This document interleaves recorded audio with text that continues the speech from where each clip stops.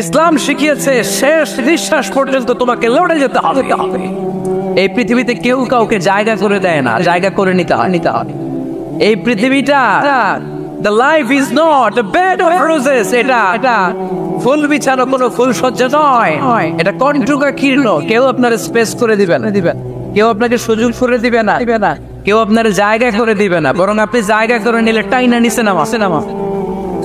মারিয়াম আলাইহিস সালাম, যার নামে আল্লাহ তাআলা কোরআনে একটা সূরা দিলেন, উনি পৃথিবীতে এমন একজন মহিয়সী নারী, যেই নারীর গর্ভে, যেই নারীর পেটের ভেতরে স্বামীর স্পর্শ ছাড়া সন্তান দিয়েছে কে?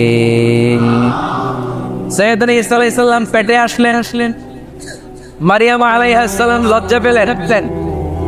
আয় কেমন করে এলাকাবাসীদের কাছে আমি আমার মুখ দেখাবো? বিয়ে করি নাই, স্বামী নাই, বিয়ে হয় নাই, স্বামী নাই, কিন্তু পেটে সন্তান চলে এসেছে। হায় এলাকায় কেমনি মুখ দেখাবো?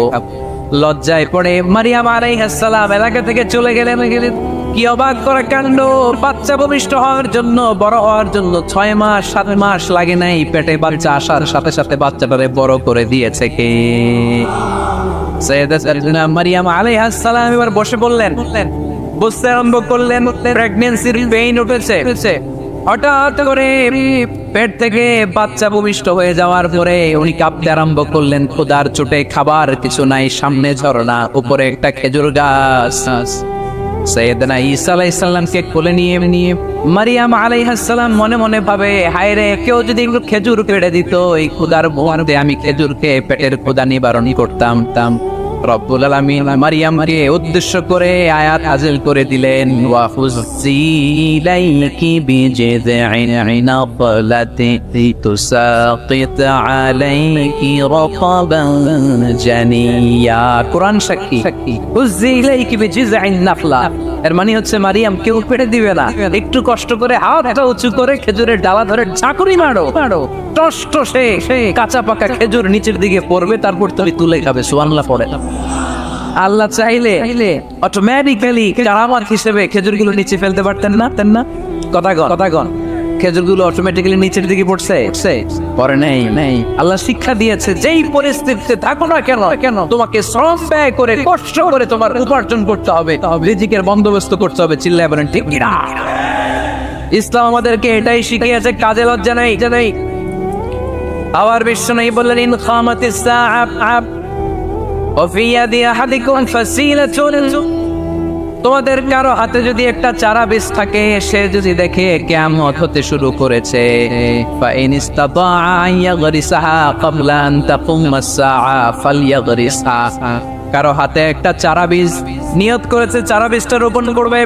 ইন দ্য মিন টাইম দেখলো কিয়ামত হতে শুরু করেছে, বিশ্বনবী বললেন, যদি তোমার সুযোগ থাকে কিয়ামত হওয়ার আগে চারা বীজটা রোপণ করে দাও। কথা বুঝতে পেরেছেন? আপনার হাতে একটা চারা বীজ, আপনি প্ল্যান করেছেন এই চারা বীজটা রোপণ করবেন। ইন দ্য মিন টাইম দেখলেন কি হওয়া শুরু হয়েছে?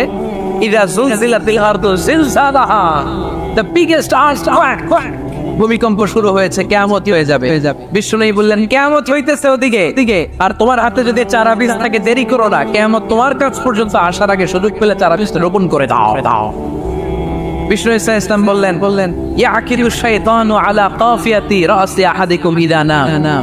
খেয়াল করে শুনবেন লক্ষ্মীপুরের ভাইয়েরা, চমৎকার একটা হাদিস।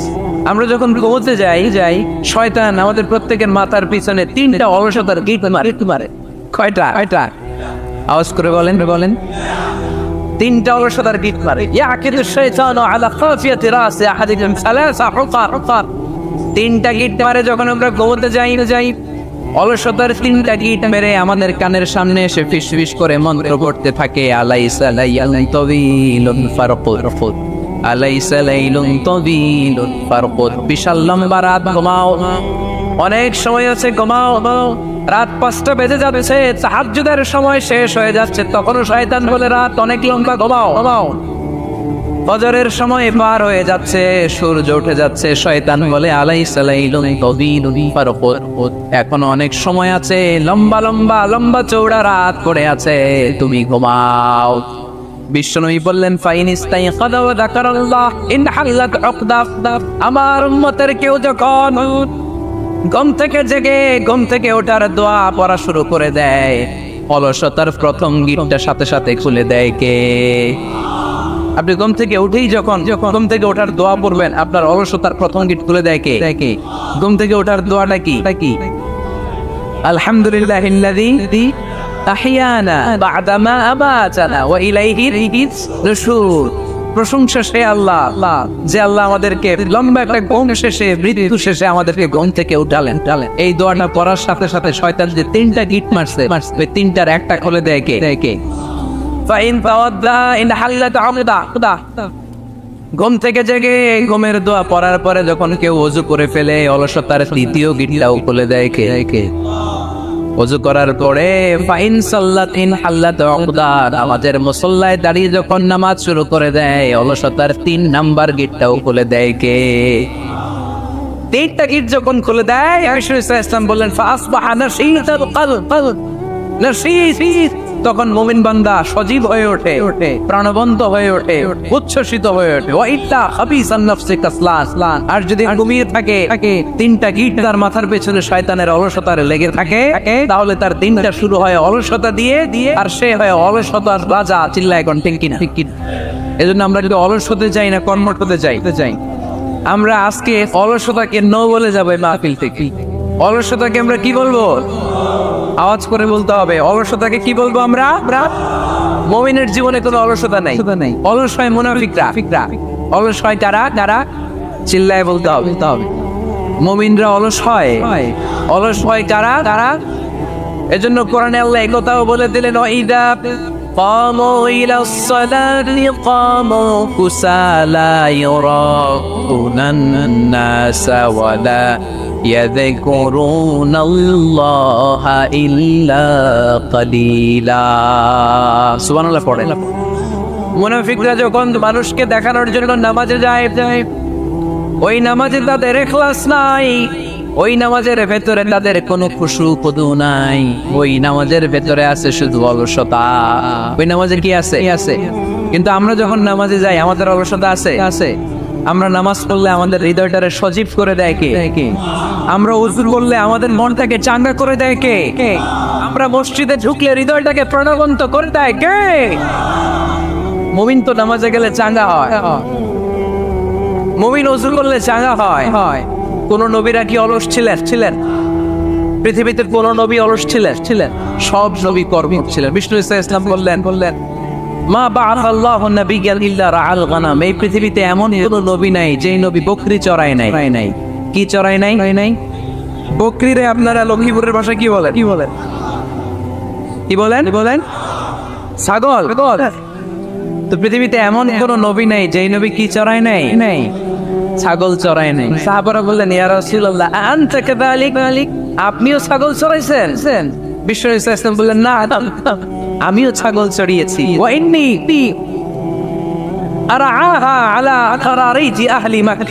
আমি তো মক্কাবাসীদের অল্প কিছু পয়সার বিনিময়ে তাদের ছাগলগুলোকে চড়িয়ে দিতাম।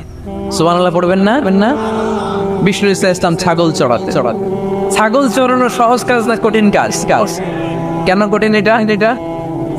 হ্যাঁ, টেরা খুঁটি মারে।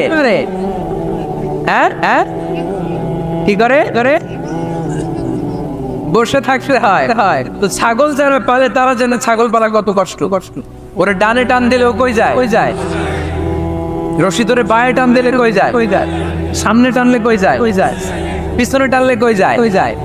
সারা সন্ধ্যা আপনি সময় পান না এটার গোসল করাবেন। ভাবলেন আজকে জুমার দিন আমিও গোসল করি, এটারও গোসল করাই। এটারে আপনি পুকুর ঘাটের নিবেন, টান দিয়েছেন, ওর বাপের কিরা ও 1 ইঞ্চিও সামনে যাবে না। ঠিক কিনা? এইটারা প্রাণী আল্লাহর কি মহিমা। আল্লাহ তাআলা পৃথিবীর সবচেয়ে শ্রেষ্ঠতম মানুষদেরকে ছাগল চড়িয়ে ছেড়েছেন। ঠিক কিনা? মা বাআসাল্লাহু নাবিয়্যান ইল্লা রাআল গানাম। এই পৃথিবীতে এমন কোন নবী ছিল না যে নবীরা ছাগল চড়ায় নাই। আল্লাহ বোঝাতে চাইলেন ছাগল চড়ানো অনেক কষ্টের কাজ, অনেক ধৈর্যের প্রয়োজন। এখন নবীরা তোমরা ছাগল চড়াও, কিছুদিন পর ছাগলের চেয়েও টেরা জাতি মানুষ চড়াইতো। মানুষের মধ্যে টেরা আছে না নাই? ভালো বললে ভালোটা বুঝে না, ডানে যেতে বললে বায়ে যায়, বায়ে যেতে বললে ডাইনে যায়, এরকম আছে না নাই? সম্মানিত ভাইরা, সমস্ত আম্বিয়া আলাইহিস সালাম ওনারা কর্মঠ ছিলেন। সাইয়েদনা আদম আলাইহিস সালাম নিজ হাতে চারা গাছ রোপণ করে চাষাবাদের কাজ করেছেন। সুবহানাল্লাহ পড়েন। সাইয়েদনা ইব্রাহিম আলাইহিস সালাম চাষাবাদের কাজ করেছেন। সাইয়েদনা দাউদ আলাইহিস সালাম নিজ হাতে যুদ্ধের জন্য যে পোশাক পরতে হয়, যেটা পরলে গায়ের মধ্যে ছুরি মারলে ঢুকে না, ওই শিরস্ত্রাণ বানিয়েছেন, নিজ হাতে তলোয়ার বানিয়েছেন। সুবহানাল্লাহ পড়েন। সাইয়েদনা মুসা আলাইহিস সালাম ছাগল চড়িয়েছেন। সাইয়েদনা মুসা আলাইহিস সালামের মেজাজ নরম না গরম? নবীদের সবচেয়ে বেশি মেজাজ ওয়ালা নবী ছিলেন মুসা আলাইহিস সালাম। উনিও 8 থেকে 10 বছর সাইয়েদনা শুআয়ব আলাইহিস সালামের এরিয়াতে ছাগল চড়িয়েছেন। চিল্লায়ে বলেন সুবহানাল্লাহ। এজন্য নবীরা যেহেতু কাজ করেছেন, কর্মঠ ছিলেন, আমরাও কর্মঠ হব, ঠিক কিনা? সাহাবারাও কর্মঠ ছিলেন। বিশ্বনবীর সাহাবারাও ব্যবসা করতেন। সাইয়েদনা আবু বকরের বিশাল ব্যবসা প্রতিষ্ঠান ছিল। সুবহানাল্লাহ পড়েন। আপনারা হজ উমরা করেছেন কে? দেখি করছেন? মাশাআল্লাহ। যারা করেন নাই, আল্লাহ তাদেরকে আল্লাহর ঘর জিয়ারতের নসিব করো। বিশ্বনবীর মাকবরার সামনে দাঁড়িয়ে আমরা যেন সালাম পেশ করতে পারি, তুমি নসিব করো। বাইতুল্লাহ শরীফে এবং মসজিদ নববীতে আমরা যেন সালাত আদায় করতে পারি, আল্লাহ তুমি নসিব করো। সাইয়েদনা আবু বকর রাদিয়াল্লাহু তাআলা আনহুর ব্যবসা প্রতিষ্ঠান ছিল মক্কার কাবা ঘরের পাশেই। উনার ব্যবসা প্রতিষ্ঠানগুলো যেখানে ছিল ঠিক ওইখানে সৌদি সরকার এখন শপিং মল বানিয়েছে। মসজিদ আবু বকর মক্কা শহরের এখানে বহিরাগতরা এসে ওখানে ছাগল, ওখানে ঘোড়া, এগুলো রাখতো, আস্তাবল রাখতো। ঘোড়া আর ওট যেখানে রাখা হতো ঠিক ওই জায়গায় সৌদি সরকার ওটার পার্কিং লট বানায়। যেখানে আগে সাহাবাদের ব্যবসার জায়গা, ওইখানে বর্তমানে শপিং মল। যেখানে আগের সময়কাল সাহাবারা উট আর ঘোড়া রেখে বাড়িতে, ওইখানে এখন গাড়ি ঘোড়া রাখার ব্যবস্থা করা হয়েছে।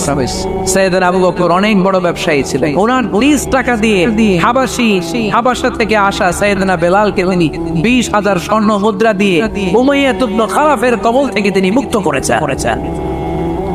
সাইয়েদনা উসমান যুন্নুরাইন বড় ব্যবসায়ী ছিলেন। নিজের টাকা দিয়ে মদিনার মুসলমানেরা পানি খেতে পারে না। পীরে রুমা নামে একটা কুয়া ছিল, এই কুয়ার মালিক ছিল ইহুদি। মুসলমানেরা পানি খেতে গেলে এসে বকা দিত, পানি খেতে দিত না। বিশ্বনবী বললেন, আমার সাহাবীদের মধ্যে এমন কি কেউ নাই নিজের অর্থায়নে পীরে রুমা কিনে মুসলমানদেরকে দিয়ে দিবে? সাইয়েদনা উসমান যুন্নুরাইন বলল, ইয়া রাসূলুল্লাহ, আপনার খেদমতে আমি হাজির।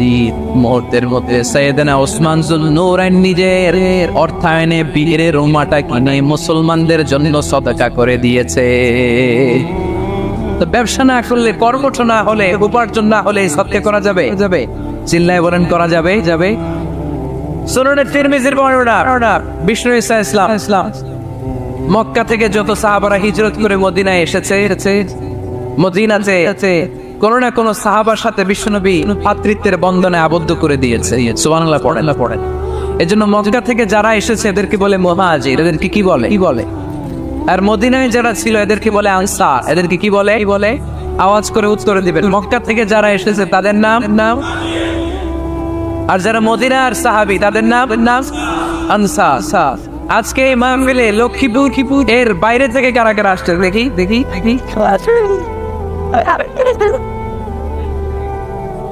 মাশাআল্লাহ, অনেক আসছে।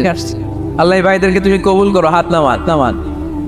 এই যে লক্ষ্মীপুরের বাইরে থেকে যে ভাইরা আসছে তারা লক্ষ্মীপুরের মেহমান, ঠিক কিনা? মক্কা থেকে হিজরত করে যে সমস্ত সাহাবারা এসেছিল তারা ছিল মদিনার মেহমান। বিশ্বনবী এক মক্কার সাহাবীকে মদিনার এক সাহাবীর সাথে ভ্রাতৃত্বের বন্ধনে আবদ্ধ করেছেন।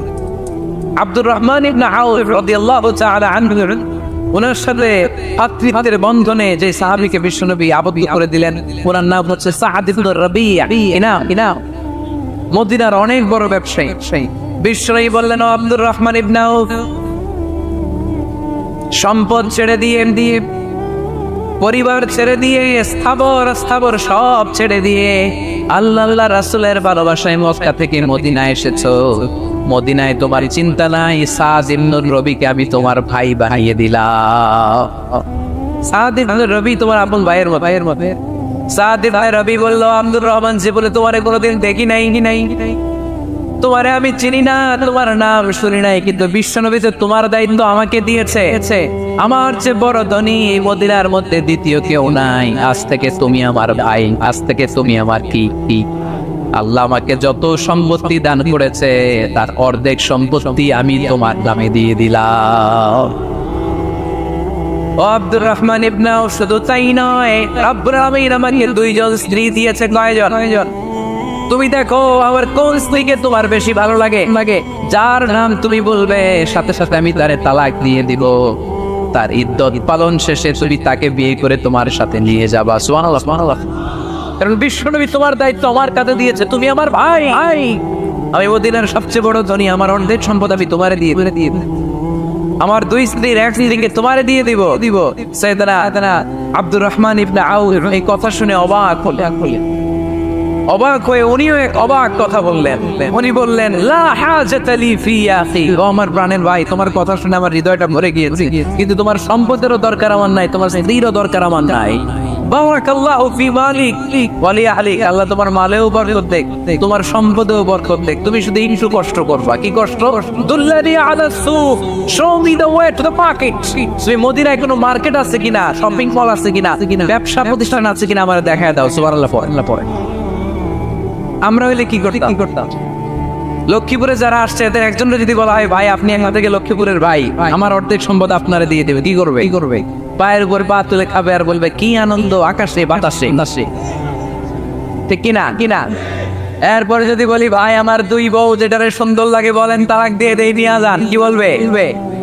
কি আনন্দ, আকাশে বাতাসে। আল্লাহ রাসূলের সাহাবী আব্দুর রহমান ইবনে আউফ বললেন, লা হাজাতা লি ফি, আমার দরকার নাই। দুল্লানি আলা সুক, just show me the way to market. এখানে মার্কেট কই আছে দেখায় দাও। অবাক হয়ে গেলেন সাদ বিন রবি, বললেন, ও আব্দুর রহমান ইবনে আউফ, ঠিক আছে, তুমি যদি নিতে না চাও তোমার আমি জোর জবরদস্তি করব না। শুনে রাখো, মদিনাতে ইহুদিদের কয়নুকার একটা বাজার আছে। এই কথা বলার সাথে সাথে আব্দুর রহমান ইবনে আউফ চলে গেলেন। এর পরের দিন অল্প কিছু পনির আর ঘি নিয়ে ব্যবসা শুরু করলেন। পনির আর ঘিয়ের ব্যবসা করতে ব্যবসায় তিনি এত লাভ করলেন, উনি বললেন, আমি যদি কখনো মদিনার বালুর মধ্যে হাত দিতাম, এই বালুটারও সোনা বানায় দিত কে? দুল্লানি আলা সুক, লক্ষ্মীপুরের কর্মঠ যুবক ভাইয়েরা, এ আব্দুর রহমান ইবনে আউফ আমাদের প্রেরণা। উনি অন্যের গাড়ে পাড়া দিয়ে খেতে চায় নাই, আরেকজনের উপর ডিপেন্ডেন্ট বা নির্ভরশীল হতে চায় নাই। তিনি স্বাবলম্বী হওয়ার শিক্ষা লেসেন কিয়ামত পর্যন্ত গোটা বিশ্বের যুবকদের জন্য রেখে গিয়েছে। চিল্লায় বলো ঠিক কিনা? দুল্লানি আলা সুক, show me the way to market. Market কোথায় দেখাও।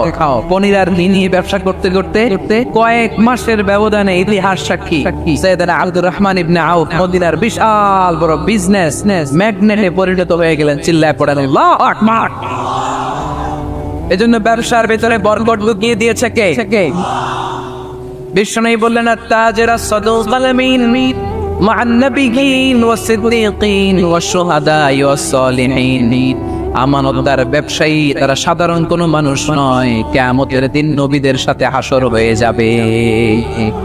আপনারা যারা ব্যবসা করেন, এটা সাধারণ বিষয় নয়। বিষ্ণু ইসলাম নিজেও ব্যবসায়ী ছিলেন। ওনার জীবনের প্রথমে তিনি খাদিজা রাদিয়াল্লাহু তাআলা আনহার ব্যবসার স্টাফ হয়ে কাজ শুরু করেছেন, এরপর নিজে ব্যবসা শুরু করেছেন। এরপরে খাদিজাতুল কুবরা রাদিয়াল্লাহু তাআলা আনহার সব সম্পত্তি বিয়ের পরে বিশ্বনবীর পায়ের সামনে ঢেলে দিয়েছে। বললেন, ইয়া রাসূলুল্লাহ, এই সম্পদ আমি আপনাকে দিয়ে দিলাম, আপনি ইচ্ছা মতো দিনের প্রয়োজনে খরচ করেন। সুবহানাল্লাহ পড়েন। এজন্য বিষ্ণু ইসলাম আমাদের জন্য উপমা, আব্দুর রহমান ইবনে আউফ আমাদের জন্য উপমা। যারা ব্যবসা করেন তারা বিষ্ণু ইসলামের সুন্নাহ পালন করছেন। আত-তাজির আস-সাদুক আল-আমিন। বিষ্ণুই বললেন, সত্যবাদী আমানতদার ব্যবসায়ী, যে ব্যবসা করছে যে মিথ্যা কথা বলে না।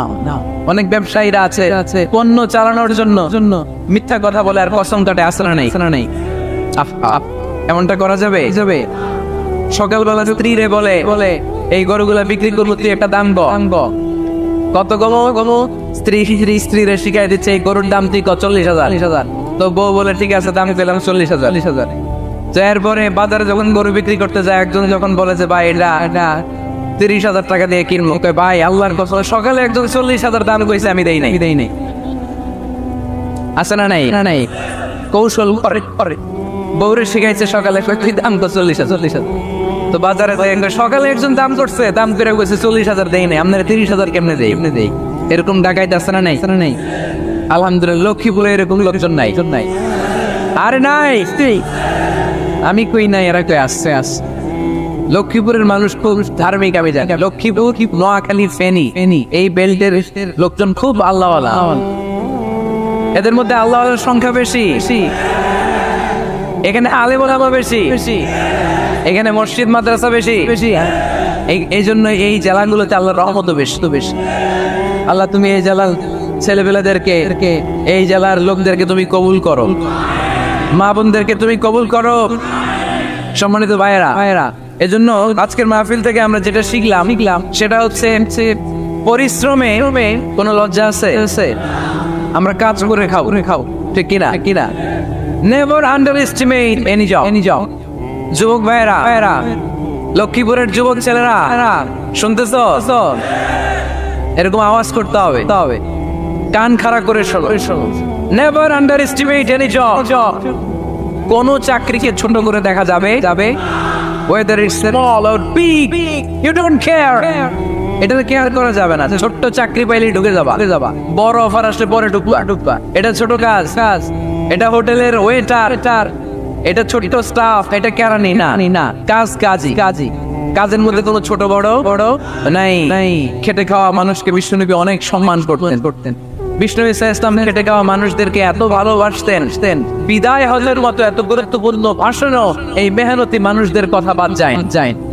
সুবহানাল্লাহ পড়বেন না? 3টা ছিল জুমাবার। বিষ্ণু ইসলাম আরাফাতের ময়দানে দাঁড়িয়ে ঐতিহাসিক একটা ভাষণ দিলেন। এই ভাষণের নাম হলো বিদায় হজের ভাষণ। এই বিদায় হজের ভাষণেও খেটে খাওয়া মানুষের কথা বিশ্বনবী বাদ দেয় না। বিশ্বনবী বলেছেন, খবরদার, অধীনস্থ কর্মচারীদের সাথে খারাপ আচরণ করো না। আতঈমুহুম মিম্মা তাকুলুন ওয়াকসুহুম মিম্মা তালবিসুন। খবরদার, মনে রেখো, তোমরা যা খাবে তোমাদের অধীনস্থ কর্মচারীদেরও তা খাওয়াবে, তোমরা যা পড়বে তাদেরও তা পড়াবে। বিশ্বনবী শেষ নিঃশ্বাস ত্যাগ করে যাওয়ার আগে যেই কয়েকটা কথা বলেছিলেন, তার মধ্যে মেহনতি মানুষদের জন্য কথা আছে রাডাই। বিষ্ণু ইসলাম যখন শেষ নিঃশ্বাস ত্যাগ করবেন, তিনি বলেছিলেন, আসসালাত উম্মতেরা, নামাজ ছেড়ে দিও না, নামাজ তরফ করো না, নামাজ কাজা করো না। আর বলেছিলেন, ওমা মালাকাত আইমানুকুম, অধীনস্থ কর্মচারীদের সাথে খবরদার খারাপ আচরণ করো না।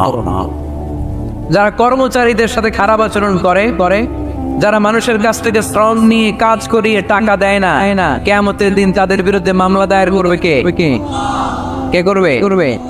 হাদিসে সাক্ষী বিষ্ণু ইসলাম বলেন, আল্লাহ তাআলা ফরমান, আনা খাসমুহুম সালাতাতুন আনা খাসমুহুম ইয়াউমাল কিয়ামা। 3 শ্রেণীর ব্যক্তির বিরুদ্ধে আল্লাহ বলেন, আমি নিজেই কিয়ামতের দিন মামলা দায়ের করব। I will be against them in the day of judgment. 3 categories of people I will be against them in the day of judgment. 3 শ্রেণীর লোক কিয়ামতের দিন তারা ছাড় পাবে না। আল্লাহ বলেন, আমি নিজেই তাদের বিরুদ্ধে মামলা দায়ের করব। এর মধ্যে এক শ্রেণীর লোক হচ্ছে রাজুলুন ইস্তাজারা জিরান ফাস্তাউফা মিনহু ওয়া লাম ইয়াতি আজরা। একজন শ্রমিক ভাড়া করে তার কাছ থেকে কাজ নিয়েছে, কিন্তু তার পারিশ্রমিক আদায় করে নাই। এরকম আছে না নাই? দাপট দেখায় ইউনিভার্সিটির ক্যান্টিন গুলোতে, ইউনিভার্সিটির ক্যান্টিনে যে খায় মাগার বিল দেয় না, এরকম টাকাইতে আছে না নাই? চায়ের দোকানে চা খায় পরে দিব, বিল দেয় না, আছে না নাই? দোকানে যে পণ্য কিনে বিল দেয় না, পরে দিব, আছে না নাই? কিয়ামতের দিন আল্লাহ তোরে মাস্তানি ছুটাবে, চিল্লায় এখন ঠিক কিনা?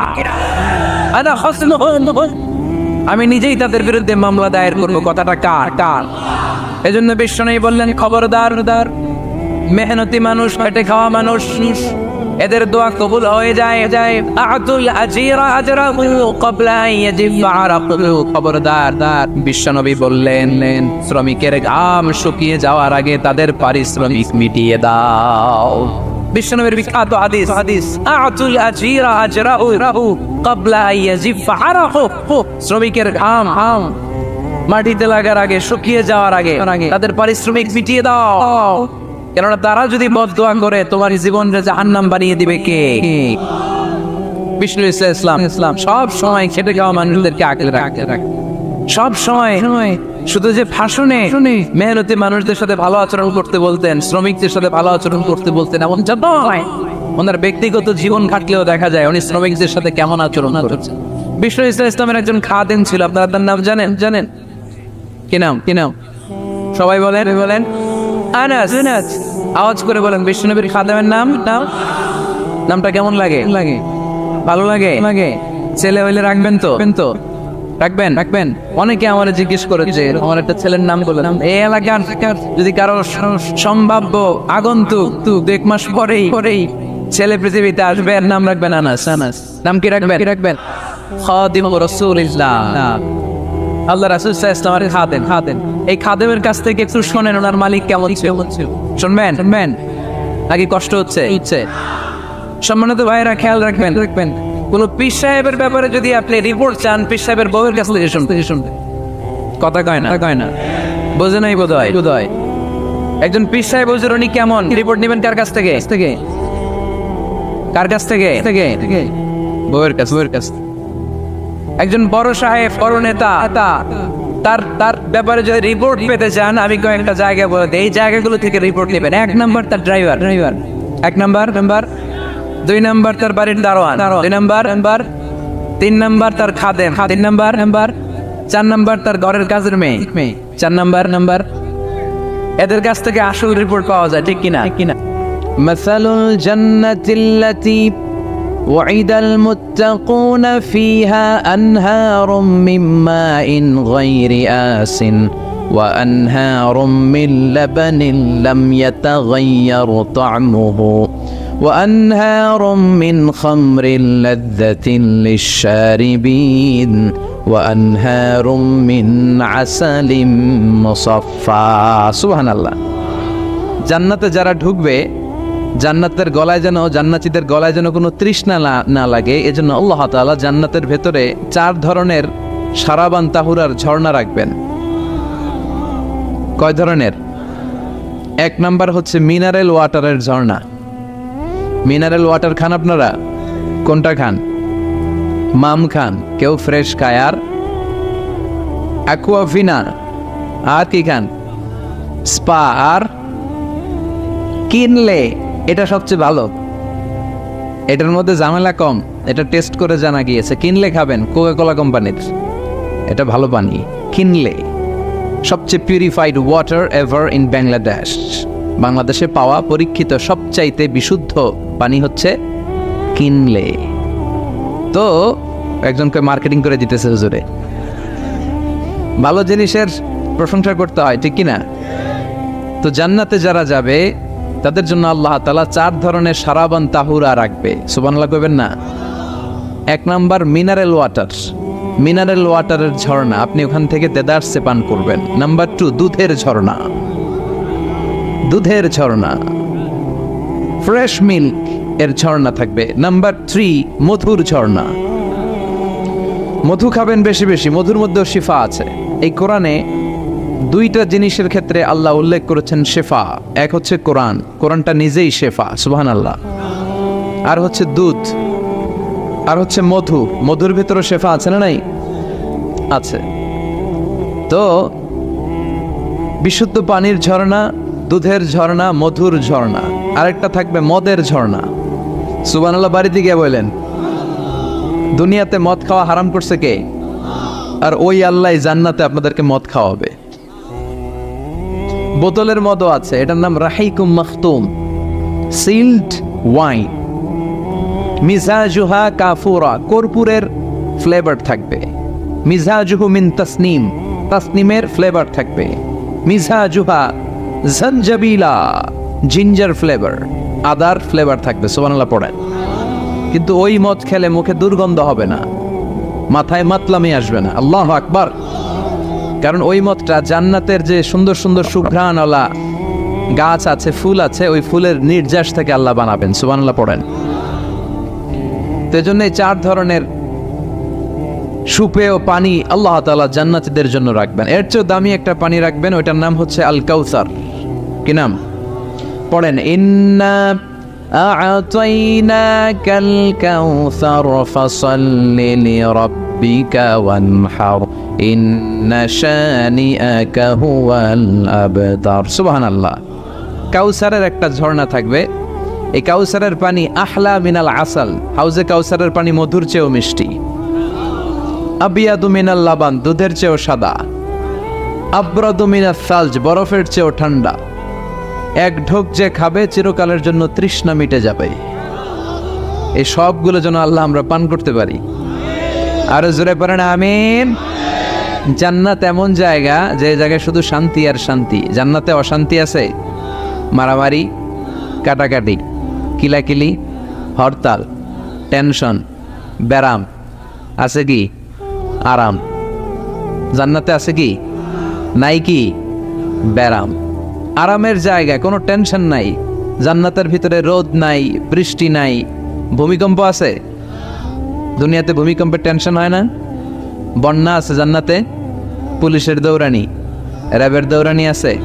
বাড়ি ভাড়ার টেনশন, বিদ্যুৎ বিল, গ্যাসের বিল, গমে ধরে না আমাদের, ঠিক কি না? জান্নাতে কোনো টেনশন নাই। জান্নাত হচ্ছে আরামের জায়গা। আপনারা যারা যাবেন জান্নাতে 60 হাত লম্বা হয়ে ঢুকবেন। আহলুল জান্নাতে জুরদা ওয়া মুরদা, জান্নাতীরা হবে পশমবিহীন। এই যে দুনিয়াতে দাড়ি রাখা ওয়াজিব বা সুন্নাতে মুআক্কাদা, কিন্তু জান্নাতীদের গালে কোনো দাড়ি থাকবে না, মোজ থাকবে না, গায়ে পশম থাকবে না। আবনাউ সালাসিন ওয়া সালাসিন, সব জান্নাতি পুরুষরা হবে 33 বছরের তাগড়া যুবক। আল্লাহ, এখানে যেমনি আমরা একত্রিত হলাম, তোমার জান্নাতেও যেন আমরা একত্রিত হতে পারি, তুমি তৌফিক দাও। আর জোরে পড়েন আমিন। এতগুলো কথা কোত্থেকে এসেছে জানেন? জিজ্ঞেস করেছিলাম সবচেয়ে দামি সূরা কোনটা? একজন বলছে বাকারা। বাকারা মানে গাভী, গাভী থেকে দুধ, দুধ থেকে জান্নাত। সুবহানাল্লাহ পড়েন। কোরআনের কথা শেষ হতে যায় না, ইন্টার রিলেটেড, তাই না? একটার সাথে আরেকটা মিলে থাকে। খেয়াল রাখবেন, আল্লাহর কথা রাসূলের কথায় কোনো ফাঁক ফোকর নাই, আছে? এজন্য এই দুইজনের কথাই আমরা মানব। বিদায় হজের ভাষণে বিশ্বনবী বলেছিলেন, লাকাদ তারাকতু ফীকুম আমরাইন লান তাদিল্লু মা তামাসসাকতুম বিহিমা কিতাবাল্লাহ ওয়া সুন্নাতা রাসূলি। আমি তো চলে যাব, রেখে যাব দুটো জিনিস, যদি দুটো জিনিসকে মেনে চলো কখনো বিভ্রান্ত হবে না। একটা হচ্ছে আল্লাহর কিতাব, আর একটা হচ্ছে বিশ্বনবীর সুন্নাত।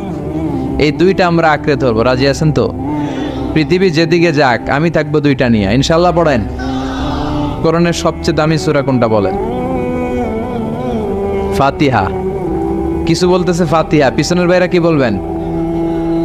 হ্যাঁ, ইয়াসিন। আর আচ্ছা, এবার বলেন, আমি সহজ করে দিই, বলেন কোন সূরা না পড়লে নামাজ হয় না? এবার ক্লু পাইছে, এবার ক্লু পেয়েছে। এই সূরা ছাড়া নামাজ হয় না। আমি যদি পড়াই হবে না, এই মসজিদের ইমাম সাহেব পড়াইলে হবে না, কিন্তু বাইতুল মুকাররমের খতিব পড়াইলে আবার হবে। হবে না? শাইখ আব্দুর রহমান সুদাইস পড়ালে তো হবেই। খাইছে কত বড় মুফতি দেখছেন? ফতোয়া দিয়ে দিচ্ছে জি না, আসলেই হবে না।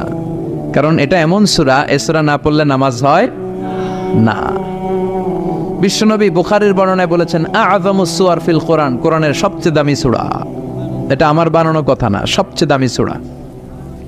এই সূরার মতো সূরা কোরআনে তো নাই, তাওরাতের ভেতরেও নাই, ইনজিলের ভেতরেও নাই, জাবুরের ভেতরেও নাই। 60টা মাত্র আয়াত। কয়টা?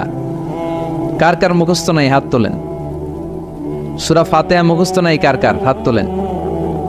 হিন্দু ভাই নাই কেউ? আমাদের অনেক মাহফিলে হিন্দুরা আসে, হিন্দুদেরও মুখস্থ। সুবহানাল্লাহ কইবেন না? এই দেশের অনেক হিন্দুরা কালেমা পড়ে জানেন? বিশেষ করে তুফানের সময় আরো বেশি পড়ে। কক্সবাজারে যখন জলোচ্ছ্বাস হয়, তখন মহেশখালীতে যে বৌদ্ধ মন্দির আছে, স্বর্ণ মন্দির, ওই বৌদ্ধ মন্দিরের গৌতম বুদ্ধের যারা অনুসারী, তারা নিচে নেমে আসে তুফান দেখে, আর বলে লা ইলাহা। ওরা বোঝে তুফান থেকে শুধু একটা কালেমাই বাঁচাতে পারে, আল্লাহ ছাড়া বিপদ থেকে কেউ বাঁচাতে পারে। আমি একবার লঞ্চের ভেতরে তুফানে পড়ছিলাম, তো লঞ্চ ডুবে যাবে তুফানের ধাক্কায়। তো দেখলাম লঞ্চের ভিতরে শুধু মুসলমানরাই জিকির করে না, হিন্দুরাও জিকির করে। তুফান থেমে যায়, জিকিরও থেমে যায়। কত বড় ডাকাইত! তুফান শুরু, জিকিরও, সবার মুখে এক চিৎকার, বাঁচাও। আমি বললাম, কে বাঁচাবে? কে? হুজুর আমনে। ভাবছে আমি দোয়া কালাম পড়লে বেঁচে যাবে। তো আমি বললাম, আমি যে বাঁচাবো, আমারে বাঁচাবে কে? মনে রাখবেন, কেউ বাঁচাতে পারে না, একজন ছাড়া। চিৎকার করে বলতে হবে, তিনি কে? কোরআনের সবচেয়ে দামি সূরার নাম সবাই বলেন। এই সূরাতুল ফাতিহার মাত্র 7টা আয়াত। কয়টা আয়াত? এই 7টা আয়াত নিয়ে কয়েক মিনিট একটু আল্লাহর রাস্তায় কুরবানি করা যাবে না? কান দুইটা খরগোশের মতো খাড়া করেন। খরগোশ কান খাড়া করে শুনে, এজন্য খুব পিন ড্রপ সাইলেন্ট, পিন পতন নীরবতাও খরগোশ কান দিয়ে শুনতে পায়। তো আমি যতক্ষণ আপনাদের খেদমতে কিছু কথা বলবো, কান দুটো খাড়া করে রাখতে হবে। পারা যাবে না? এই সূরাটা হচ্ছে আউয়ালুস সূরা নাযালা কামিলান মিনাল কোরআন, কোরআনের সর্বপ্রথম নাজিল হওয়া পূর্ণাঙ্গ সূরা। এই সূরার আগে কোন সূরা পূর্ণাঙ্গ একসাথে নাজিল হয় নাই। কোন সূরার 5 আয়াত, 10 আয়াত, 20 আয়াত। আপনারা যে এখন সুন্দর কোরআন দেখতেছেন, বিশ্বনবীর সময় কি এই কোরআন ছিল? না। 23 বছরের লম্বা জিন্দিগিতে বিশ্বনবীর কাছে এই কোরআন নাজিল হয়েছে। পরবর্তীতে এটার কম্পাইলেশন করা হয়েছে, scripture, holy scripture, the Quran, whereof there is no doubt, no suspicion in it, and a guidance to those who are muttaqin. এটা এমন বই যেটাতে আল্লাহ কোনো ভুল রাখে নাই, মুত্তাকিনদের জন্য এটা পথ নির্দেশিকা হিসেবে আল্লাহ পাঠিয়েছে। পড়েন সুবহানাল্লাহ। তো সূরাতুল ফাতিহার আগে অনেক সূরা নাজিল হয়েছে, কিন্তু একটু একটু করে, পুরোটা একসাথে না। এই সূরাটা পুরোটা একসাথে সর্বপ্রথম নাজিল হয়েছে। এজন্য এই সূরাটারে আবার বলে ফাতিহাতুল কিতাব, মানে preface of the book, introductory সূরা। কোরআনটা খুললেই সর্বপ্রথম আপনার নজরে যে সূরাটা পড়বে, সূরাটার নাম সবাই বলেন সূরাতুল ফাতিহা। আবার বিশ্বনবী এটাকে বলেছেন কোরআনের মা। কি বলেছেন? চমৎকার একটা ইনফরমেশন না? মনে রাখতে হবে। তাহলে কোরআনের মায়ের নাম কি? মনে থাকবে? বলেন তো, সকল পৃথিবীর সব শহরের জনপদের মায়ের নাম কি? মাক্কাতুল মুকাররমা। তেমনি কোরআন আল কারীমের মায়ের নাম হচ্ছে সূরাতু আল ফাতিহা। এরপরে বিশ্বনবী বলেছেন এই সূরাটা হচ্ছে সূরাতুল ওয়াফিয়া, অখণ্ড সূরা। এই সূরাকে খণ্ড খণ্ড করে পড়া যায় না। কেউ প্রথম রাকাতে সূরাতুল ফাতিহার অর্ধেক, দ্বিতীয় রাকাতে বাকি অর্ধেক যে পড়ছে হয়েছে। কিন্তু কেউ প্রথম রাকাতে সূরা আর রহমানের 10 আয়াত, পরের রাকাতে বাকি 10 আয়াত। কোনো সমস্যা আছে? সমস্যা নাই। তার মানে এই সূরার নাম সূরাতুল ওয়াফিয়া, অখণ্ড সূরা। মানে এই সূরাকে খণ্ড খণ্ড করে পড়া যায় না, পড়লে পুরোটাই পড়তে হয়। সুবহানাল্লাহ পড়েন। আবার এই সূরার আরেকটা নাম হচ্ছে সূরাতুদ দুআ, দোয়ার সূরা। কিসের সূরা? কেমন করে আল্লাহর কাছে প্রার্থনা করতে হয়, দোয়া করতে হয়, ফরিয়াদ করতে হয়, সে কথা এই সূরার ভেতরে আছে না? নাই। কারণ এই সূরাতে আমরা প্রতিদিন একটা দোয়া করি, ইহদিনাস সিরাতাল, মানে কি? আল্লাহ আমাকে সরল সঠিক পথ দেখাও। আমাদেরকে পথ দেখায় কে? চিল্লায় বলেন, আমি যদি কোনো দিন পথে ভুলে যাই, হাত ছানি দিয়ে কাছে নিও, মমতার বন্ধনে আমায় বেঁধে সব ভুল ক্ষমা করে দিও। আমি যদি কোনো দিন পথে ভুলে যাই, হাত ছানি দিয়ে কাছে নিও, মমতার বন্ধনে আমায় বেঁধে সব ভুল ক্ষমা করে দিও। পড়েন আমিন। আমরা যদি পথ ভুলে যাই, আমাদের পথ দেখায় কে? এজন্য এই সূরাটার নাম সূরাতুদ দুআ, প্রার্থনার সূরা। কেমন করে আল্লাহর কাছে প্রার্থনা করতে হয় এই সূরার ভেতরে আছে না? নাই। এরপরে এই সূরার নাম হচ্ছে সূরাতুস সালাত, নামাজের সূরা। কিসের সূরা? সব সূরা ছাড়া নামাজ হয়, সূরাতুল ফাতিহা ছাড়া নামাজ হয়? বিশ্বনবী বললেন, লা সালাতা লিমান লাম ইয়াকরা বিফাতিহাতিল কিতাব। যে সূরা ফাতিহা তার নামাজে পড়ে না, তার নামাজ আল্লাহর দরবারে কবুল হয় না। এরপরে বিশ্বনবী বলেছেন এই সূরার নাম সূরাতুশ শিফা। সূরাতুশ শিফা, শিফার সূরা, আরোগ্য লাভ করার সূরা। অসুস্থ ব্যক্তির গায়ে এ সূরা পড়ে ফু দিলে সুস্থ করবে কে? বিশ্বাস হয়? বিশ্বাস হইতে হবে, ঈমান থাকতে হবে। ঈমান যদি পাক্কা হয় তাইলে কাজ করবে, তা না হইলে কাজ করবে না। অনেকে বলে হুজুর আমি তো কত সূরা ফাতিহা পড়ে ফু দিলাম, কই আমার পেটে ব্যথা তো ভালো হয় না। যেটা কইছে তুই একটা ডাকাইত, ঠিক কি না? ওর ঈমান নাই, ওর ঈমানে ঝামেলা। ফু দেওয়ার মধ্যে বেশ কম আছে না নাই? কিছু লোক আছে সারাদিন ফু দিলে মোমবাতি নিবে না, আর কিছু লোক আছে ফু দিলে পানিতে আগুন ধরে যায়, আছে না নাই? বিশ্বনবীর ফুতে বরকত বেশি না কম? সাহাবারা বলল ইয়া রাসূলুল্লাহ সাল্লাল্লাহু আলাইহি ওয়াসাল্লাম, আমাদের কুয়ার ভেতরে পানি নাই, পানির লেয়ার অনেক নিচে নেমে গিয়েছে, পানি উঠাতে পারি না গো নবী, আপনি দোয়া করে দেন। বিশ্বনবী এসে অজু করলেন, অজুর কিছু পানি মুখে নিয়ে কুলি করে ওই কুলির পানি কুয়াতে ছেড়ে দিলেন। ছেড়ে দেয়া মাত্রই পাম্প মেশিন দিয়ে পানি উঠালে যেমনি লাফিয়ে লাফিয়ে পানি ওঠে, মুহূর্তের মধ্যে নিচের লেয়ারের কুয়ার পানি লাফিয়ে লাফিয়ে উপরে উঠতে শুরু করেছে। আরেক সাহাবী বললেন ইয়া রাসূলুল্লাহ ইয়া হাবিবাল্লাহ, আমাদের কুয়ার পানি বড্ড লবণাক্ত, লবণাক্ত পানি আমরা পান করতে পারি না, আপনি এসে দোয়া করে দেন যাতে কুয়ার লবণাক্ত পানিটা মিঠা পানি হয়ে যায়। বিশ্বনবী সাহাবীর সাথে গেলেন, ওযু করলেন, কুলির পানি কুয়াতে ছাড়লেন, 1000 বছরের লবণাক্ত কুয়ার পানি মুহূর্তের মধ্যে মিঠা পানি বানিয়ে দিল কে? এই সুন্দর ফুল সুন্দর ফল মিঠা নদীর বাহানি, আল্লাহ তোমার মেহেরবানি, তুমি কতই দিলে রতন, ভাই বেরাদর পুত্র স্বজন, ক্ষুধা পেলে অন্ন যোগাও, মানি চাই না মানি, আল্লাহ তোমার মেহেরবানি। পড়েন, সুন্দর ফুল মিঠা নদীর পাহানি, আল্লাহ তোমার মেহেরবানি। সুবহানাল্লাহ পড়েন। বিশ্বনবীর ফুতে বরকত আছে না নাই? কারণ ঈমানটা ছিল তাজা। তাজা ঈমান থাকলে সব সম্ভব। চিল্লা এখন ঠিক কিনা? যে ঈমান প্রয়োজনে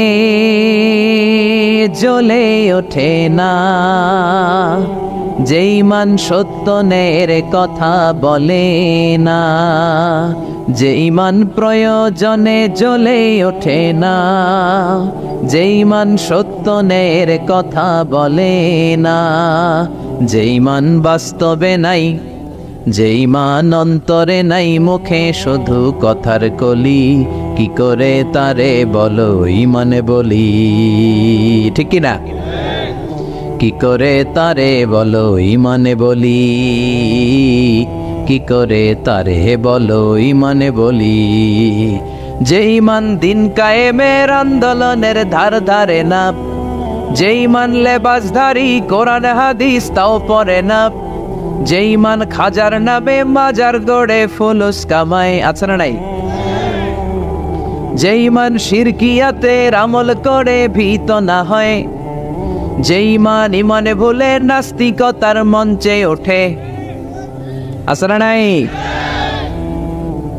যে ঈমান বাতিল মতের দোসর হয়ে ফায়দা লুটে, যে ঈমান শুধুই কেবল খায় দায় আনন্দ করে, যে ঈমান দেখে না যে আরাকানে ভাইরা মরে, যে ঈমান বাস্তবে নাই, যে ঈমান অন্তরে নাই, মুখে শুধু কথার কলি, কি করে তারে বলো ঈমানে বলি, কি করে তারে বলো ঈমানে বলি, কি করে তারে বলো ঈমানে বলি। চিৎকার করে বলেন ঠিক কিনা?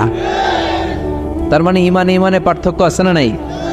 আমরা পাক্কা ঈমানদার হতে চাই, আমরা পরিপূর্ণ মুমিন হতে চাই।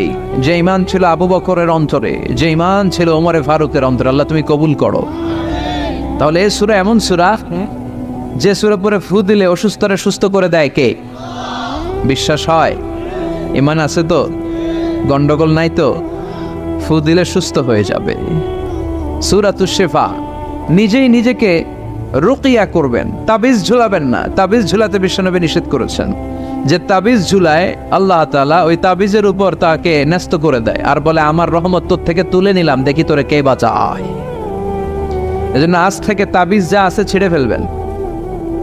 তবে কিছু কিছু স্কলাররা বলেছে ছোট বাচ্চা যারা নিজেরা এখনো আয়াতুল কুরসি পড়ে সূরা ফাতিহা পড়ে নিজেদেরকে ফু দিতে পারে না, মা বাবা কতক্ষণ ফু দিবে?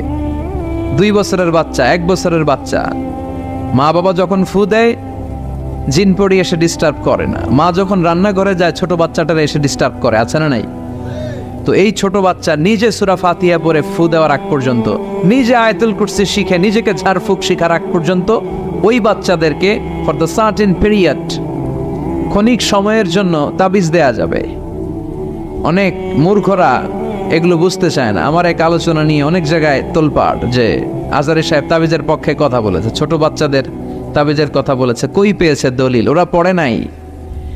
জান্নেওয়ালার উপরও জান্নেওয়ালা আছে, খেয়াল রাখতে হবে।